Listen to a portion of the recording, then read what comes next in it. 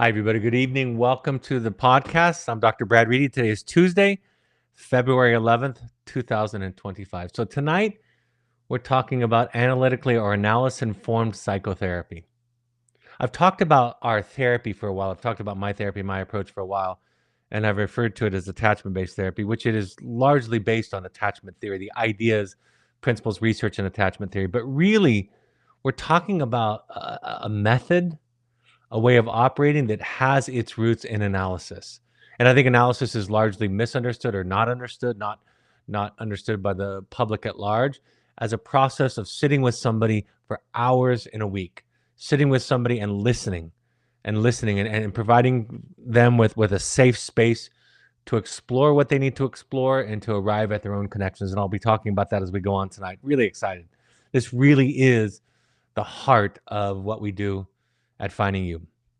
For those of you that are interested, our information coming up, we have an intensive that I will be running on March 19th through 23rd outside of Park City, Utah. I should tell you that it has one spot left. So if you're interested, please reach out soon. We also have a March 14th through 16th online program. That's about a half of the time and about a third of the cost, and you don't have to travel. So if money and time are at a premium in your life right now, the online option is wonderful. And then, of course, April 23rd through 27th, run by my very, very talented daughter, Emma Reedy June, will happen in April. So you can check that out also. We have an attachment-based therapy class, a master class, providing 6 CEUs. So if you need CEUs for professional development, March 7th, 9 a.m. to 4 p.m. Mountain Time is that offering. And then, of course, we have a conscious parenting workshop, a conscious parenting workshop. Our next iteration will be April 11th, 9 a.m. to 4 p.m. Mountain Time. We're trying to schedule the Finding Connection workshop that'll be run by myself and my wife, Michelle Reedy, sometime this spring. So if you're interested in that, if you want to know about our offerings, if you want to sign up, if you want to know about our coaching, if you want to inquire about a private intensive for a couple, for a family, for an individual, all things Finding You, you can contact us by emailing us at info@findingyouprograms.com. That's info@findingyouprograms.com. So why am I talking about analysis and analytically informed therapy this evening to what is likely a group of lay people for the most part, although I know that there are professionals that listen to this? I'm talking about it because it has implications for our parenting and our other relationships. I think the thing that I always notice about good psychotherapy, about quality psychotherapy, is that it's unrecognizable to the naked eye for many people. If you watched it, you would think that nothing is happening. And that is part of its genius, is that it is a very powerfully active process for the psychotherapist, but it looks absolutely passive. Because most of what you're doing is providing space for the other person to show up. I talk about this idea all the time that therapy is a place that you go to over and over again to find yourself. And to find yourself, that means that the therapist has to have enough space for you to be there. And if they come with their agenda, their techniques, their models, their interventions, their cleverness, their interpretations and reframes, if they come with so much of that, then the client kind of gets squeezed out of the process. And then, again, this has implications for our relationships. I remember saying to my therapist one time, in a large sense, my relationships are really related to the kind of therapy that I do, that there's a lot of space that I need to hold for people. That to love somebody is to, as Thich Nhat Hanh says, to empty out my mind so the person is able to empty out their heart. That I have to have enough healing. And I think this is the nuance. I have to have enough healing. I have to have enough awareness of my own shadow, my own darkness, so that I don't project it on you. So that you're not in its service, that you don't have to think of me as a good therapist or clever or worthwhile or valuable, right? Those parts have to be taken care of by me. So I have to heal my narcissistic wounding, which is, by definition, the wounding of not being seen, so that I can be there for you.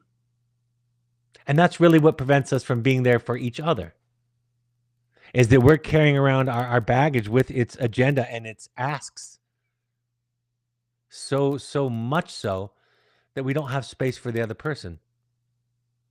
So the thing that is required to be a good listener, a good healer, a person with bandwidth or the ability to hold space for somebody, you have to, and ideally this comes from capacity, not from shame or guilt or should, but you have to set aside temporarily, and I'm going to say that again, you have to set aside temporarily what is needed for you to be there for the other person. And you all know that experience. You all have been on the receiving end of a difficult conversation. And even with your best attempts to listen and provide openness and space for the other person to be and feel and say what they need to be and feel, you have found yourself being triggered, having opinions, wanting to counter something or clarify. We don't think of it as countering or resistance. We think of it as clarifying, right? Defensiveness doesn't feel like defensiveness on the inside. On the inside, from the inside out, defensiveness feels like they don't understand. And if they just had more information, if I could just clarify, then they would understand that I'm a good person with good intentions. That's the defense. So I'm teaching it to you because it's my passion. It's our method. I will say with some deal of confidence that it is rare. And that's why I've switched the name from attachment-based to analytically informed or analysis informed, because I think a lot of people talk about attachment, but they're talking about behaviors and attachment styles. And we rarely talk about that. You don't hear me talk about attachment styles very often on these broadcasts because the attachment experience is so much more complex than that. So much more nuanced than all of that. This is a quote that I've shared dozens of times on this broadcast. This is a quote that is in the preface of my first book, The Journey of the Heroic Parent, but it is the starting point today, by Stephen A. Mitchell. The emphasis, he says, in analysis, the emphasis is not on behaviors, but on rigorous thinking, not on constraints, but on self-reflective emotional involvement, not on the application of general truths, but on imaginative participation. This suggests a very different sort of technique. The discipline is not in the procedures, but in the sensibility through which the therapist or analyst participates. There is no generic solution or technique. There is a great deal of disciplined thought and continual complex choices. You see, analytically informed psychotherapy is organic. It's alive. And that means that it's constantly changing. I've said this recently, that if you heard me in a session from 4 o'clock to 5 o'clock, and then you heard me in a session from 5 o'clock to 6 o'clock, you would think I had a different approach. You would think I didn't have the same core beliefs or ideas about psychotherapy, because I'm an entirely different kind of container, because I'm tuned into, I'm listening to the music that the client hears in the world, and I'm dancing with them to that music, to that rhythm. I want to understand what your world is like, where you come from, your background, your stories. I want to be there with you. Like Carl Jung says, master all the theories and techniques, but in the end, just be one human soul touching another human soul. That is the method, for lack of a better word. That is the sensibility. And I will ideally strive, as an analytically informed therapist, I will strive to be there for you in the specific way that you need. And that doesn't necessarily fit with the next hour. It doesn't fit with your last session. It might not even fit with the second half of your session that you're in right now, because I'm going with you. And that's not because I have nothing to confront you about or point out to you or stick it to you with, because those aren't my instincts. My instinct is to find the story. I wrote something the other day that said, I can at times, because of my pain, be angry and even hateful toward a certain kind of person, groups of people, an abstract person. But I find it nearly impossible to be hateful and angry towards somebody once I've heard their story. Because when I've heard their story, everything about them makes sense. And that process that I just described, that is what heals them.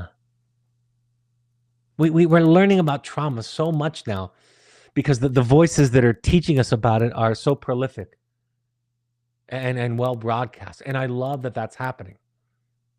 So when people ask me, well, how does one heal? How does one do the work? And I essentially say, you do the work in a way, in the same way that you were hurt or harmed. And then that, what I mean by that is, you were harmed by the way that people felt about you, thought about you, responded to you, talked to you. It wasn't a specific sentence. Yes, there are. We can talk about. I can talk about with you about the way that a healthy or safe context might sound. I can give you examples. I can give you examples of where toxic dynamics exist. I can give you examples of what it might sound like, but really it's the exchange of energy, feelings, and thoughts.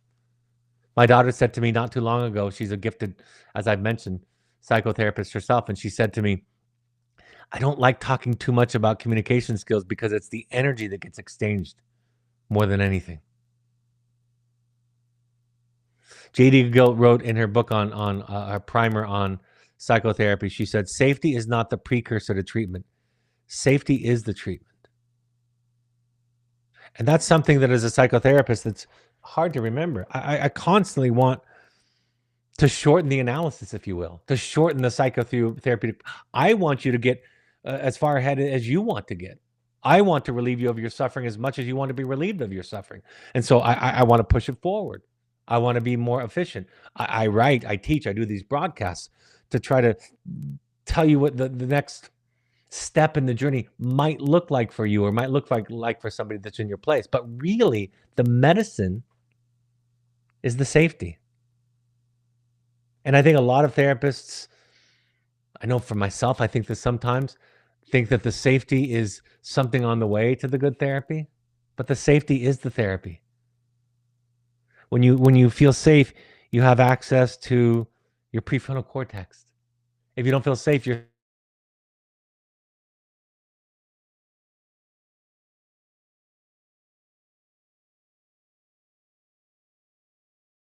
capable of generating insights.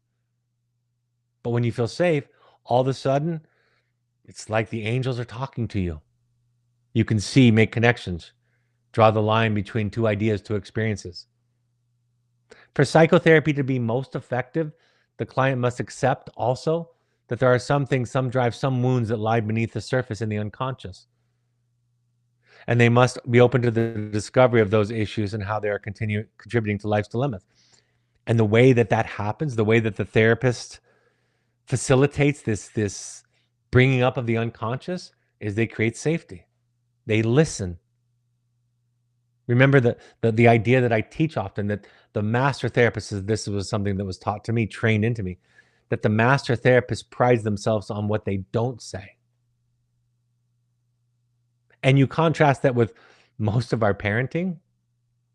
You know, most parents, including myself, when I'm in my day-to-day stuff, most of us think that the great wisdom, the great gift that we have to offer our children is our wonderful, clever analogies and lectures, our advice, our insight. We think, can you believe this?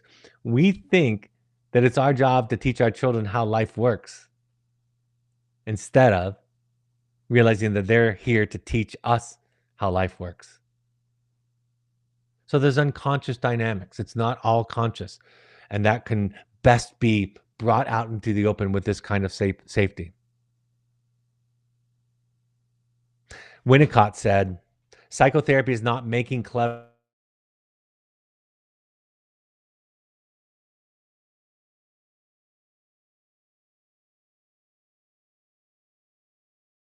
self and will be able to exist and to feel real. What a wonderful writer. It is only in recent years, he wrote, that I have become able to wait, to avoid breaking up the natural process by making interpretations, It allows me to think how much change I prevented or delayed in patients. If we only can wait, the patient arrives at understanding creatively and with immense joy.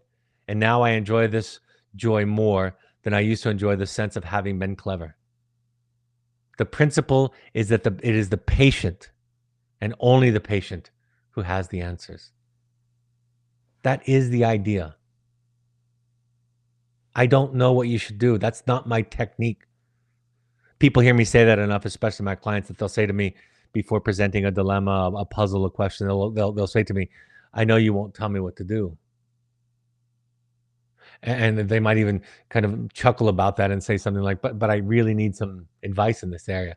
And my response is, I don't even know how to answer that question. Because my process, my method is helping you find you. Yes, I might have ideas that if you try could expose or illuminate who you are. If you ask me what do I think is the best way to not provoke somebody's anger, I might give you techniques or tools in that case. But is that really the best path? For example, is that really what you should do? And what I know is when somebody finds themselves, comes into contact with themselves in a deep and profound way, they find the thing that they've been looking for their entire life. They find a sense of connection. Interestingly, to find yourself is to find connection. That's really what happens in our relationship. That is the medicine. That's the process. I show up in such a way that you can find you. So the connection that you're making to the connection that I'm modeling is you. You find you. And when you find you, you find the transcendent. You find the divine. I wrote in a journal article that I called Psychology versus Therapy. Therapy has become problem solving rather than a process of the discovery of self. The discovery of self is not fostered by offering advice or answers, but rather by asking better questions. Gill, 2016, refers to this advice giving form of therapy as abuse. And she writes, the therapist or guide we choose must not duplicate the wounds of the past. Thus, if the therapist or guide knows what is right for us and manipulates us to achieve these treatment goals, it is abuse, plain and simple. And it is hard, she writes, to see how good abuse ever cures bad abuse. If we reframe the idea of supporting somebody on their journey as a parent, as a partner, in this place, we're talking about it in terms of being a psychotherapist. If we think about it in those terms, supporting somebody to where they need to go, the idea is we're helping somebody to become themselves, not to be good, not to be right, not to be something other, but to be themselves. And when that is experienced, it is absolutely magnificent. It's what happens at Finding You intensives. It's, the insights and the connections that people make are fun and profound, and really, I think, give people hope and clarity and help to de-shame what we're experiencing, because the story makes sense. We're not being crazy or stupid or sick. We're trying to solve the problem, pain of being alone. Those things are helpful, but the experience is what it is. I got another email today from a former participant saying it was everything that I thought it was going to be. You didn't oversell it, but you don't know that until you get there. So it's a sensibility. It's a way of being with somebody. I teach this to therapists. It's a way of being with people. And if you are with people in such a way that they feel safe, they don't need the defense anymore. So you don't have to call people on their defense, call them on their stuff. That's a phrase that I hear these. In fact, some therapists who even have, according to many, good reputations in the space, some therapists pride themselves. Many therapists pride themselves on calling clients on the carpet, calling clients on their stuff. They think it's somehow some kind of noble warrior position that they take to say, I'm going to tell you the way it is. And sometimes they'll even tell you that when then that person never came back to me or that person wasn't ready to hear it. And my thought is, who was helped by that confrontation? Who exactly benefited from that? Because from what it sounds like, the only benefit from what you're describing is you and your ego. I don't say these things, of course, that way, but that's what it is. And in my experience, the only chance that any of us have is if we keep going. And so, yes, you might bring pain or sadness or loneliness or hurt to your session. And the therapist, the adequate therapist won't try to take that away. But what they will do is provide you the sense that you don't have to be alone, the feeling, the lived experience that you don't have to be alone in it. And that's what Homo sapiens need. Therapy is a verb. It is a way of being with somebody, a fundamentally different way of being with another person. Somebody said to me recently, I hope you don't get sick of me complaining about the same things. And I kind of chuckled and just said, that's a very normal feeling. But what I wanted to say to them was, that's not how this works. Because the longer I listen, the more compassion and love that I have for you. The longer I listen, the more I understand everything that you're doing, that you've come by it honestly. I can see the little child, and who would not fall in love with the little child in front of them? So therapy is a different way of being, different than the parent, different than the teachers and the other big people that we experience. By and large, for the vast majority of people, it is a fundamentally different way of being. And it facilitates healing. The expertise is not in what the therapist tells you, but in how they show up, the healing that they've done. And that's a really important point. If you haven't done your work in your healing, if you haven't owned your shadow, if you don't know that you have an ego, if you don't know that you're trying to be clever and look good and be worthwhile and be important, you will unconsciously enlist. And the client, by the way, for the most part, knows this game too, because they had parents. And in families, very, very often, the role of the child is to support the parent's ego. So the client will willingly take up that project if the therapist has that project in the unconscious, brings it into the session. I love David Grand wrote a book on brain spotting. And he talked about this idea because he had been trained in analysis.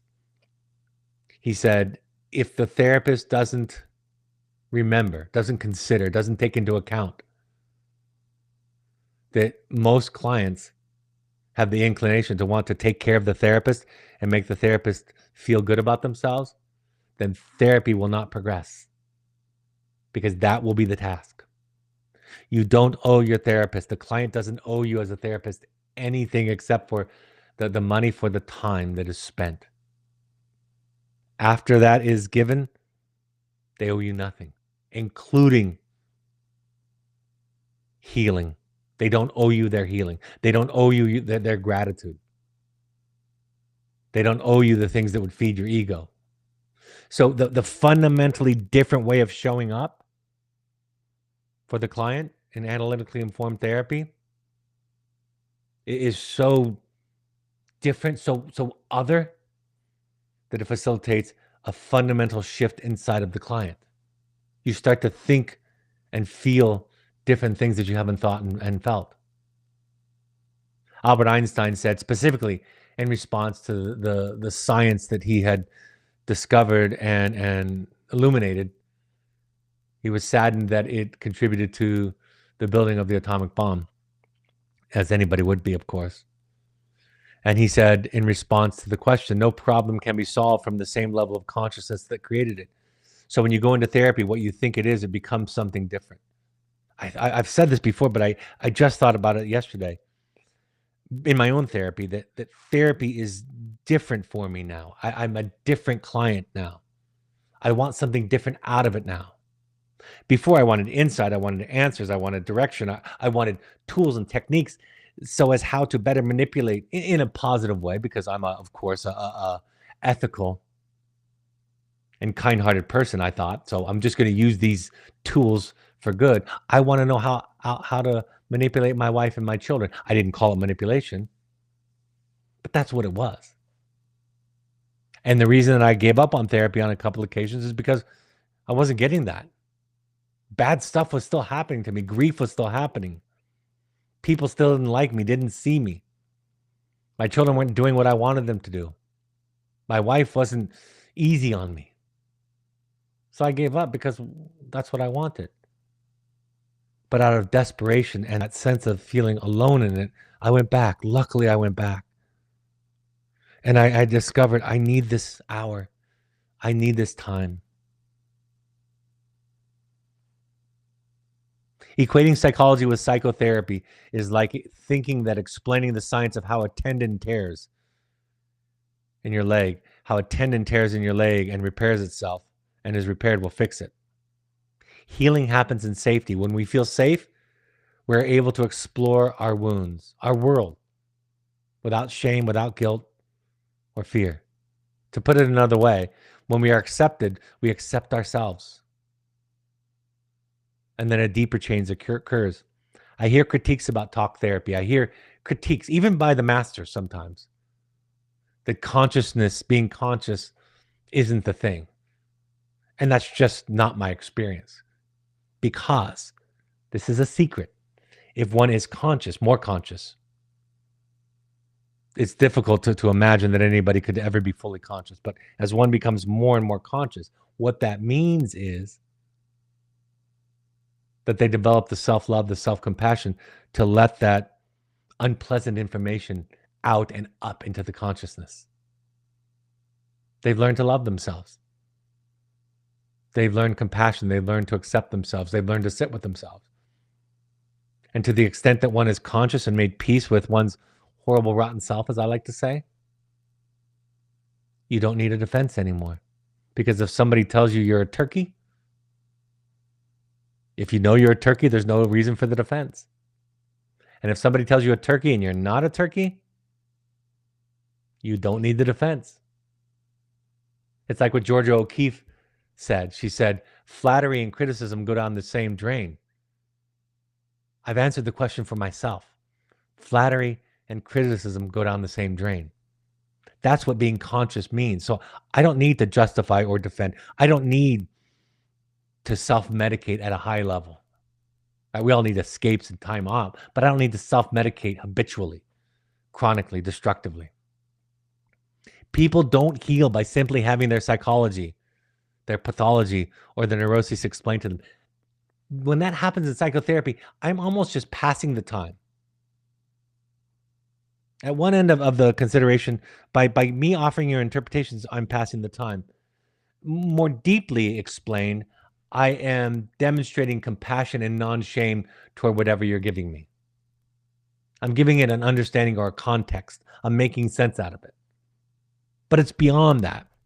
To have our neuroses explained just doesn't do it. Just like that, telling somebody how to heal an ACL tear, telling them how to heal it doesn't heal it. It gives you a reference point. It gives you a guide. It suggests a certain participation in an intervention, but it doesn't do it. Alice Miller said in The Drama of the Gifted Child, which in my opinion is the most important book on child development, on human development. She said, this book is not psychotherapy. And without psychotherapy, she said, it is nearly impossible to heal the narcissistic wound, the wound of not being seen. Similar to the physical healing from a torn ACL, there's no quick solution. There's no coming to a new level of consciousness without pain. You have to suffer. You have to work at it. So the method is about compassion. It is about seeing. It's about holding space. Somebody wrote, I did not come to teach you. I came to love you, and love will be your teacher. I did not come to teach you. I came to love you, and love will be your teacher. And Rumi said, don't force a rose to bloom. It will open when kissed by the sun. I think that's the description of psychotherapy. Psychology is the study of human behavior. Tools, concepts, theories, techniques are all within the scope of psychology. I remember when I was watching the Wilderness play and I was giving some notes on it, the one that I helped to produce in 2016. And I had to explain to the writers, that's not psychotherapy giving advice or answers to the client. Psychotherapy would be listening and validating, understanding.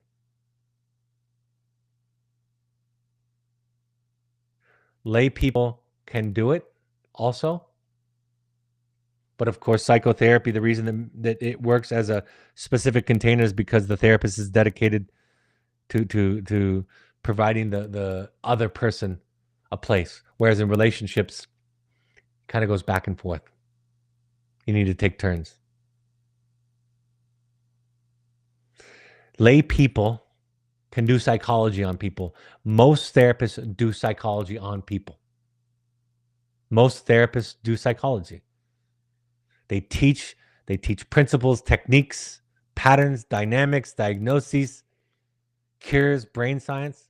And again, that is the garnish. That is not the main course. The main course is the way you are with them. So I don't care if you have DBT or CBT. I don't care what model you have. It is a soul touching another soul. I do psychology when my capacity is taxed. When I am exhausted emotionally is when I talk more in therapy. It's easy to do. First year graduate students can do psychology on people. It's important to have that foundation, that understanding of how the human psyche operates and works, how people are. That's something I'm committed to continuing to study. But the process, the method is a way of being. Therapy is a healing practice. So it's holding somebody. More important, what you think about your clients is the change agent, how you feel about them. Therapy is doing less. Adequate therapists give less advice. I will often say to a client, they'll say, my brother, my sister, my parents, my spouse gave me advice, my friend. And I will comment if the relationship and the conversation is right. I'll say, isn't it interesting that I don't give you any advice? And I'm the one you would think that would be tasked with that. My therapist wrote in her book, she teaches me when I do supervision that the therapist must accept scanty results. And I think about that every day because sometimes I get impatient. Sometimes my capacity wanes. So I wanted to go faster. And then I realized I need to feed myself better because that's not what the client needs. That's my agenda. That's my need. Like I said, master therapists pride themselves on what they don't say. It's not easy for the layperson or even the therapist who's practiced for years, who's never witnessed it or never been taught it. It's hard for them to see it. When I was in graduate school, one of my professors, very, very intelligent, gifted man, all we would do, or at least I should say the basis of our supervision, is we would watch tapes of my sessions and he would just ask me what was going on for me. That's how I met my therapist. She came in for supervision at a clinic that I worked in, and I was actually working with convicted sex offenders, which was already a charged environment. And she started asking all of us how we felt. Did we judge them? Were we angry? Were we triggered? And I remember thinking, this is different. I want to be around that level of consciousness. You take risks and you learn. You learn from your clients. I learn from my clients every day. I become a better therapist because of my clients. It is the process of containing, which I don't love the word, but I understand it. It is to hold space, to make oneself available to the other. It's compassionate, it's curious, it's non-reactive. I asked my therapist when I was learning, what does it mean to contain? And she said, it's anything that is non-reactive. It is patient. slow, and kind. How I can be helpful to you is a more important question, a by far more important question than what I think you need to do to change. My method is to find, hear, and see somebody, to understand them. And in so doing, they begin to understand themselves. They become more conscious. They can see themselves because I'm looking at them with compassion and curiosity and passion. Frustration, anger, disappointment, anxiety, fear, and judgment are all signs of disconnection and non-containing. One of my colleagues, Dr. Paul Goddard, said one time during a parent workshop, he said, to the extent you try to control your children, to the extent that you try to control your children, you fail at influencing them. And that can be lent to this idea of analytically informed therapy. We respond to the child's behavior out of fear, frustration, and anger, and it becomes less about helping her grow and more about our own catharsis. We call these reactions love, which further complicate the situation because then the child goes out into the world and has learned that fear and anger and frustration is love, and it's not. I'm not about to quote 1 Corinthians 13, but if you've been to any number of weddings, you've heard it. Love is patient. It's all those things. Bessel van der Kolk, who wrote The Body Keeps the Score, among other things, had a nice, simple way of describing trauma. He said, trauma is a breakdown of community. Something happens to you and you cry out for help. Nobody comes to help. And that's trauma. But if you cry out for help and somebody comes to help, you will likely not get traumatized. We can't prevent pain. We can't prevent loss. We can't prevent tragedy. But what we can do is be there for each other in it.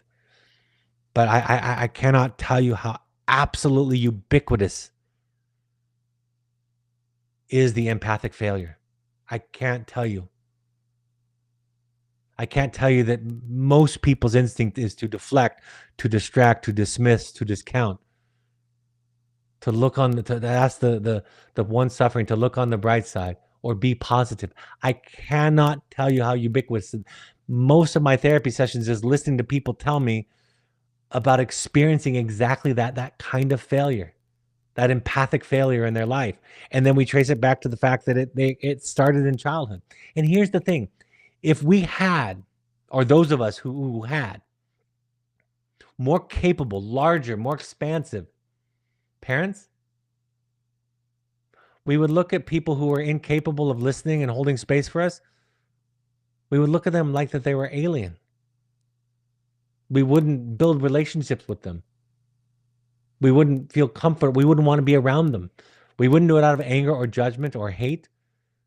We would do it out of self-love.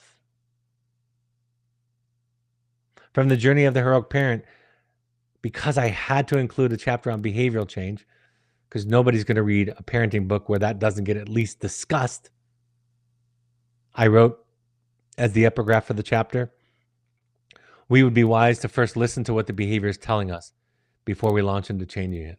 Listen to it. Charles Bukowski said it this way. He said, don't fight your demons. Your demons are here to teach you lessons. Sit down with your demons and have a drink and chat and learn their names and talk about the burns on their fingers and the scratches on their ankles. Some of them are very nice. That's what an adequate therapist does. They're not panicked by our crazy behavior, not panicked by our pathology. They're not exhausted by the repetitious nature of our struggle that lasts years, that lasts a lifetime. They are simply there for us. And through that, we become there for ourselves. In the journey of the heroic parent, I said, how we think about our children is how they think about themselves. And that is what happens in psychotherapy. Therapy becomes the childhood that you did not have, and the therapist, the parent that you did not have. Speaking on containing, Jamie Gill wrote in her book called Containing, the contained is more or less fully felt and understood by the container. At the same time, the container, the parent, the psychotherapist, can rely on additional resources to feed back to the contained, the child or the patient, a wider sense of the contained experience. I can see the context and reflect it back. Of course you did that. Of course it felt that way. Of course that was your only choice given what was available to you. Along with this experience, she writes, for the contained, that the container can adequately accept and manage what has been offered. We take in the distress, the worry, the heartache, the pain, the grief. We take it in, and through greater resources, we metabolize it and reflect back a sense of okayness, just in the way that we respond, in the energy, in our presence. We feel safe around someone who is safe. And attachment theory does teach us that this sense of safety can be internalized and essentially become permanent. See, when caregivers or a therapist later on in life, in childhood it's called a healthy attachment or a secure attachment. Later in life, it's referred to as an earned attachment. When caregivers, when the big people, consistently provide resonance, safety, and security, regardless of tragedies over which they have no control, the child develops an internal base of safety that they can carry throughout their lives. The result of a secure attachment or an earned attachment is a sense that one is home always. It is safety, it is security. It's the feeling of I'm okay. Poets and prophets have referred to this sense as heaven. I just shared these next two quotes in my last broadcast, my last topic broadcast, but because they're pertinent to today, I'm going to share them again. And frankly, I know I can't read them too often, so I imagine listening to them more than once won't be a problem for you either. Both are from J.D. Gill, my therapist, who's written more than 40 books on this subject. She says, part of the business of psychotherapy is to discover and create alternate experiences for thoughts, feelings, attitudes, and beliefs. So we're creating a different experience for the client. See, we talk about experiential therapy like psychodrama, which we do at Finding You, or, a ropes course, right? Action-based therapy. And people are in love with this stuff because it involves the whole body. It involves different learning styles. It accesses part of the brain that is pre-verbal or nonverbal, has a wonderful bunch of benefits. But analytically informed psychotherapy is the experience. It's the experience of being with somebody different. This process, she writes, is undertaken in the service of freeing people to be able to re-experience themselves in a safe but different context. The virtue of talking to an empathic and accepting person who has a different base, a different way of seeing, a different fundamental way of operating and seeing the world, is that it quickly illuminates one's own base, what is missing, what is different. The experience of seeing one's base from a different perspective, she goes on to write, can be profound. One way this happens is by allowing ourselves to be honest and open with someone who does not react the way our parents did. For example, what was very bad at home is now nothing. This difference from it being very bad to nothing, this difference in experience allows for the realization that some things could be different. One's assigned position in one's past is not necessarily one's assigned position in the universe. So what is the therapist like? Well, Jamie writes in the foreword of The Audacity to Be You, what does a well-trained therapist look like? A well-trained therapist is an expert at listening. He or she wants to hear how you feel, not how you are supposed to feel. He or she will try to find you where you are. He or she will try to find out how it feels to be you with your history, your dilemmas, your hopes and fears. If instead of trying to hear and find you, your therapist has the right answer for you, find another therapist. The right answer will be the therapist's answer and not your answer. And this will likely duplicate the ways you were treated by your parents. Again, this is just from my last topic episode. Look for a therapist who looks for you, who's not trying to diagnose you, but rather understand you, understand your story. And if you, as the client, get upset with them, they don't make it about you. They don't make you the problem. And the way that sounds is saying, well, that's your depression. That's your anxiety. That's your broken filter. That's your cognitive distortion. That's your neuroses. That's not about me. I didn't say that. I didn't mean that. That wasn't me. An adequate therapist apologizes when they make a mistake. Like I mentioned, they're not anxious to fix you. I've told this story, but it's been some time, about doing supervision with a group of therapists in our adolescent treatment program. And upon conclusion of a lengthy, detailed, and articulate case study of a client who had done well with us at one point and now was struggling, and the group was starting to get frustrated, and the grandparents, because the parents weren't involved, were starting to get frustrated, I asked the therapist, "What's your diagnosis? What's your shorthand?" And they said, "Well, it's attachment. It's an attachment fracture. This child has lost their parents, both of their parents, at an important developmental stage."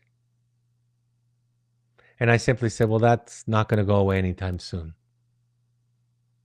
That's going to linger for the rest of their life. That's going to be a theme for them. It's not a dire prognosis. It's just the truth. And they will get bigger with help and support and work. They will get bigger and more expansive. But that will always be there. So don't try to cure that in 10 weeks. Don't try to fix that. That absolutely diminishes the trauma. And it is diminished because of our lack of capacity. Right? I was told that I was melodramatic as a child. But really, I was sensitive and had big emotions. And because my mother didn't know what to do with them, she tried to make me feel bad about having them. Pathologized, sick, broken. Instead of her owning her lack of capacity, I was the one made to feel broken. And I'm not angry about that. That's all she knew. She hadn't been in psychotherapy. I've done the same thing to my children. I've done it recently, this week, within the last 7 days. And I come back and apologize, and they say, "Well, you're good at apologizing, but you're going to do it again." And my response is, "Yeah, probably." And I'll apologize again, and I'll keep coming. And I won't try to suggest that I'm going to get over this anytime soon. But I can come and I can be real and human, because I want you to be able to do that in your life with your people. Psychotherapy isn't about getting fixed or better. It's about becoming more of yourself, becoming more compassionate toward yourself. And paradoxically, that makes it better. But trying to make it better in the first place, that just leads to denial and defensiveness. That's still in the old consciousness. That's still in the old level of consciousness. That's still about being good, and being good is the enemy of everything we're talking about today. An adequate therapist is able to laugh at themselves. They don't need to be a good therapist. They don't need you to think that they're a good therapist. They don't graduate you. Unless, of course, the insurance company says they have to. But that's a whole nother broadcast. And after you're out of the crisis, they're not uncomfortable. So many therapists don't know what to do with clients out of a crisis because they're in problem-solving mode all the time. And because they have no experience with touching the depths of the things that I'm describing today, they want to get rid of you because it makes them feel inadequate, uncomfortable. Adequate therapists are flexible. They have no generic technique or solution, like the first quote I shared with you today. They don't use boundaries as an excuse for rigidity. They have boundaries, but they have compassion when they set them, and they're almost apologizing for the fact. I say to clients all the time, "I'm really sorry. I can't meet, or I have to end." And it's true. It's not a technique. I'm heartbroken, but there's never enough time. Therapists that are adequate are interested in understanding you versus diagnosing you. They're patient. They have a humility to them. They've come into contact with their own shadow and owned it. They're sorting it out. See, the magic moment in psychotherapy is when the client feels let down, feels upset, feels hurt, feels frustrated, and has either the desperation or the courage to confront the therapist. That's the magic moment. That's the moment to show the client something different than they've ever seen or experienced. And to say you're sorry. And to say things like, I'm glad you told me. I feel honored that you'd be willing to tell me such a scary thing, because I'm sure that didn't go well with your parents. An adequate therapist meets you where you're at. See, in my childhood, I had to meet my adult parents where they were at. And when I did, it went well. But I wasn't allowed to be the child. An adequate therapist meets you where you're at. And if you are stuck, they sit with you in your stuckness as long as is required. They're always learning. And although my self-disclosure is higher than most, even my therapist, who does a lot less than I, will disclose the struggle, the reality that she's still bumbling through life. She would say to me for years, don't listen to my advice. I'm crazy. An adequate therapist is interested in your preferences, your ideas, your agendas, and your requests are not marginalized. I wrote to therapists, when you become frustrated or disappointed with a client, or other people for that matter, you have lost some contact with them. If you could really see and connect to the other, you would not be frustrated because you would understand them. Attachment theory tells us that a person's sense of well-being is the result of having a parent who provided an adequate container.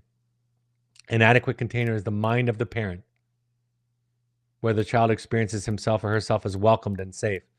If the parent was able to hold the child in her mind, that is, tolerate the child, then the child's experiences that they are okay. And we all fail at this.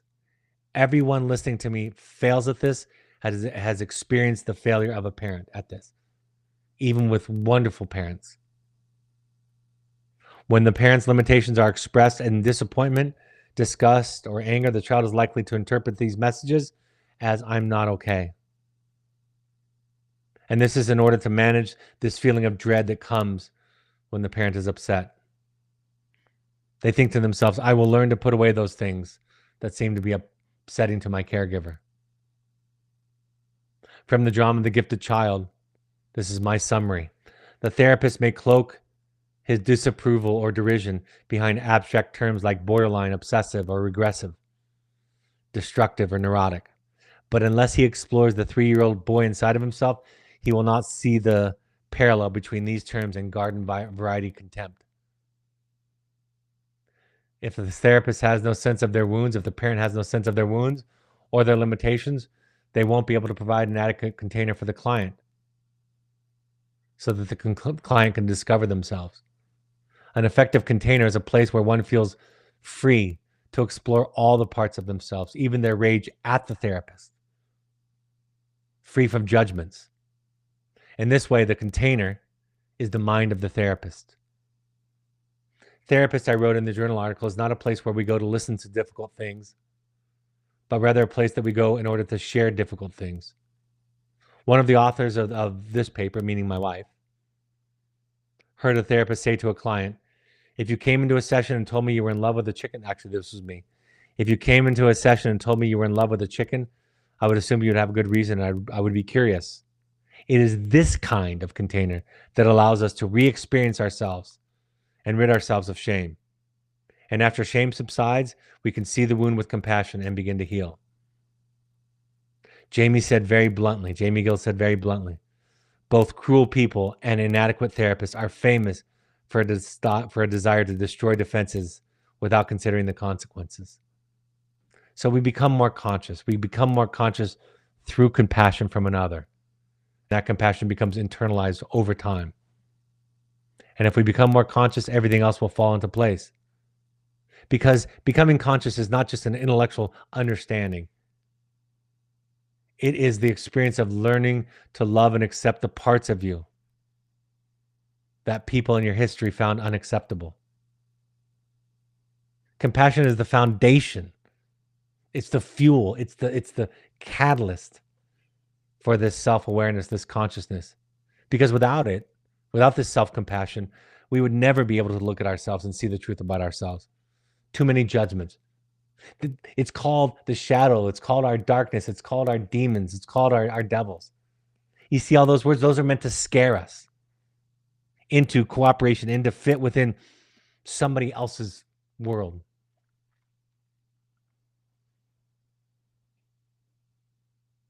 Thich Nhat Hanh, the Buddhist monk, said that when the other person realizes that his or her presence has to be recognized and confirmed, she will blossom like a flower. To be loved is to be recognized as existing. Have you ever looked at somebody this way? If you embrace them with this energy of mindfulness, with your true presence, this energy is completely nourishing. It is like water for a flower. A flower needs water to live, and the person you love needs your presence. Your presence is the most precious gift you can give to him or her. And it is exemplified in the statement, "Dear one, I am here, really here for you." All of us can practice this mantra. It really works. I often give out, just to make the point, other people's intensives.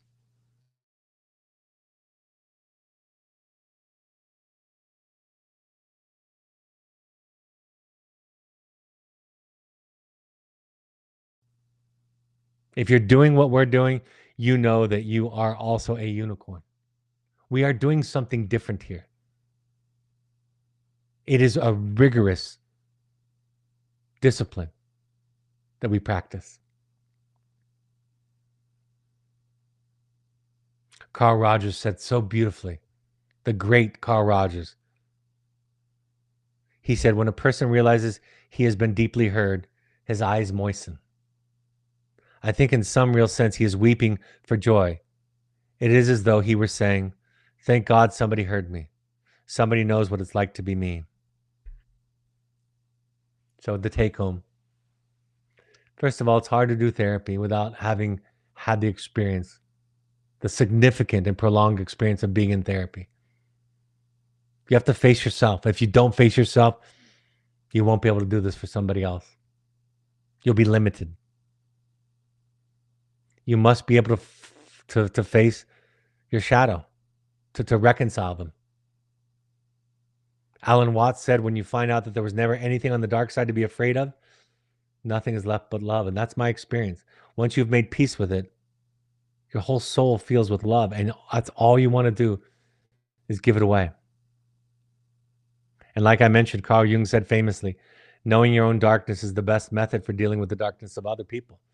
Most of my process is based on knowing me. I know why people lash out. I know why people stop eating. I know why people overindulge in alcohol. I know why people get in fights. I know what happens because I know me. While I might have certain predispositions to a certain style, I have little pieces of all of that. So when I see somebody, I'm just seeing me. Be a consumer of therapy. Be a critical consumer of therapy. If your therapist isn't giving you what you feel like you need, tell them. That's really the way to know if you have a good therapist. And if they honor and celebrate you telling them, you've got a good one. But if they try to work it out in some way that it didn't happen, or they didn't mean that, or you misunderstood, you have somebody who hasn't integrated their shadow, their unconscious adequately enough. Ask tough questions of the therapist and expect intelligent answers. The therapist has to be able to own their stuff. And remember, in the end of the day, you are the medicine. You are the medicine.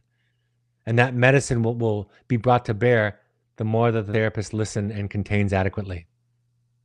When they're able to meet you over and over again, you'll bring forth yourself. And then all will feel connected and whole. And then you'll lose it in between sessions. And then you'll get it back again. And then you'll lose it. And then you'll get it back again. And eventually you'll stitch this together. And in the meantime, the message is just keep going.